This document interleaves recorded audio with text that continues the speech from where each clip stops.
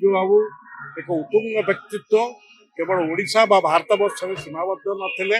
ଏଇଭଳି ପୁରୁଷ କେବଳ ଆଜି ସେ ଆମ ଗହଣରେ ନଥିଲେ ମଧ୍ୟ ଅଭିନବ ନେତୃତ୍ୱରେ ବଡ଼ କଥା ହେଲା ସେ ପାରାଦୀପ ବନ୍ଦର ହଉ, ମିଗ କାରଖାନା ହଉ, ଯାହା ଇସ୍ପାତ କାରଖାନା ହଉ, ଆଜି 110ତମ ଜୟନ୍ତୀ ଅବସରରେ ଏହି ପ୍ରବାଦ ପୁରୁଷ ପାଇଁ ଆମର ସର୍ବମାନ୍ୟ ନେତା ଶ୍ରୀଯୁକ୍ତ ନବୀନ ପଟ୍ଟନାୟକ ଆଜି ସ୍ୱତଃପ୍ରଭୂତ ଭାବରେ ତାଙ୍କର ସ୍ୱର୍ଗତ ପିତା ଓଡ଼ିଶାର ପ୍ରବାଦ ପୁରୁଷ ଅନ୍ୟତମ ବରପୁତ୍ର ବିଜୁ ବାବୁଙ୍କ ଉପରେ ଯେଉଁ ସ୍ମୃତିଚାରଣ କରିଛନ୍ତି ଯେ ବିଜୁ ବାବୁ ଏକ ଉତ୍ତୁଙ୍ଗ ବ୍ୟକ୍ତିତ୍ୱ କେବଳ ଓଡ଼ିଶା ବା ଭାରତ ବର୍ଷରେ ସୀମାବଦ୍ଧ ନଥିଲେ।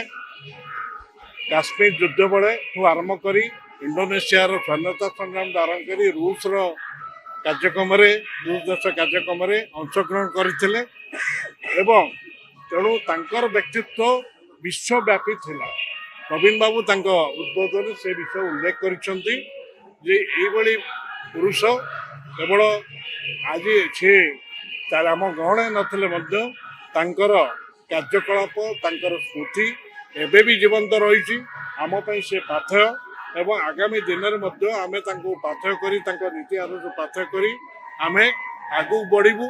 ନବୀନଙ୍କ ନେତୃତ୍ୱରେ ବଡ଼ କଥା ହେଲା ସେ ପାରାଦୀପ ବନ୍ଦର ହଉ, ମିଗ କାରଖାନା ହଉ, ଯାହା ଇସ୍ପାତ କାରଖାନା ହଉ, ସବୁଠି ସେ ତାଙ୍କର ପାଦ ଚିହ୍ନ ବିଜୁବାବୁ ଛାଡ଼ି ଯାଇଛନ୍ତି।